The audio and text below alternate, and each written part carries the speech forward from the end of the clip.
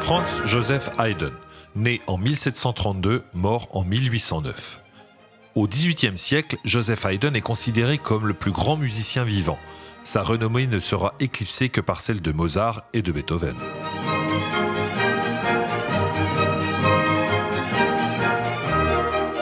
Joseph Haydn a passé la plus grande partie de sa vie au service du prince Nicolas Esterházy. Il entre à son service à l'âge de 28 ans, comme maître de chapelle. À ce titre, il dirige un orchestre, un chœur de chanteurs et compose de la musique pour la cour, symphonie, quatuor à cordes, concerto, opéra et messe. Chaque été, le prince s'installe dans sa résidence d'été, un immense château baptisé Esterháza, en l'honneur de son propriétaire. Il emmène avec lui sa famille, ses serviteurs et ses musiciens. Haydn a droit à un appartement privé au château, ce qui lui permet d'y venir avec sa famille. Mais ce n'est pas le cas des autres musiciens de l'orchestre. En 1772, comme le mois de novembre a commencé et que le prince ne semble pas pressé de rentrer à Eisenstadt, les musiciens se plaignent à celui qu'ils surnomment affectueusement Papa Haydn. « Ça ne peut plus durer. Cela fait des mois que nous n'avons pas vu nos femmes et nos enfants. » « Laissez-moi faire, » répond Haydn. « J'ai peut-être une idée. » Aussitôt, Haydn s'attelle à la composition d'une nouvelle symphonie.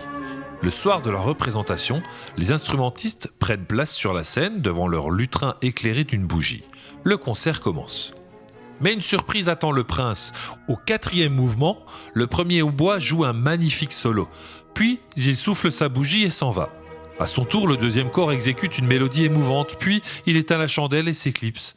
L'un après l'autre, le bassoniste, le contrebassiste, le violoncelliste en font autant. Et petit à petit, l'obscurité envahit la scène. Le prince Esterházy comprend le message. Les musiciens ont envie de partir. Beau joueur, il va trouver les musiciens en coulisses et déclare « J'ai compris, Haydn. Demain, ces messieurs pourront rentrer à Eisenstadt. »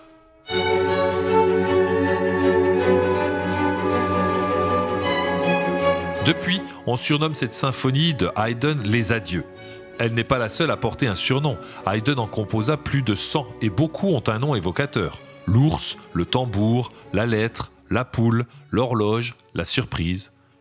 La 96e, surnommée le miracle, doit son nom à un hasard heureux.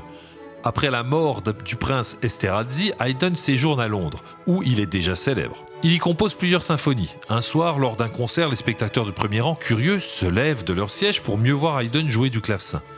Un instant plus tard, un lustre se détache et tombe sur les sièges vides. Un vrai miracle, car personne n'est blessé.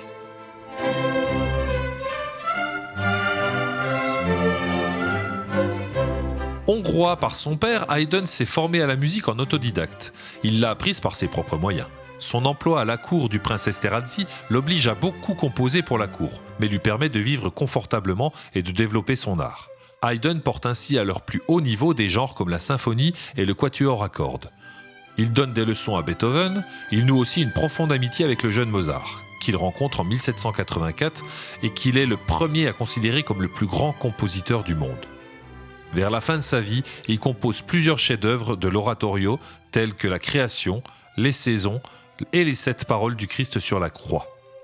Son œuvre aura une grande influence sur la musique allemande du XIXe siècle.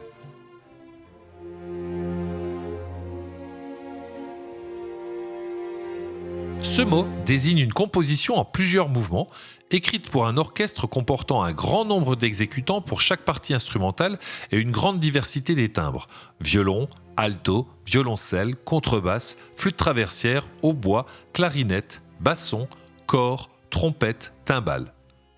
Au XVIIIe siècle, ce genre musical remplace le concerto grosso.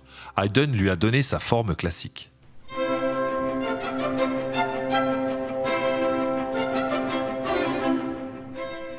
Dans cette pièce, un violoncelle soliste dialogue avec les autres instruments de l'orchestre. Le morceau que tu écoutes est le final du concerto. Il se joue presto molte, c'est-à-dire très vite en italien. Essaie de reconnaître les instruments de l'orchestre. Violon, cor, hautbois, violoncelle. Entends-tu le violoncelle soliste entrer dans la danse et répondre aux autres instruments ? Écoute la voix de l'instrument tour à tour aiguë et grave.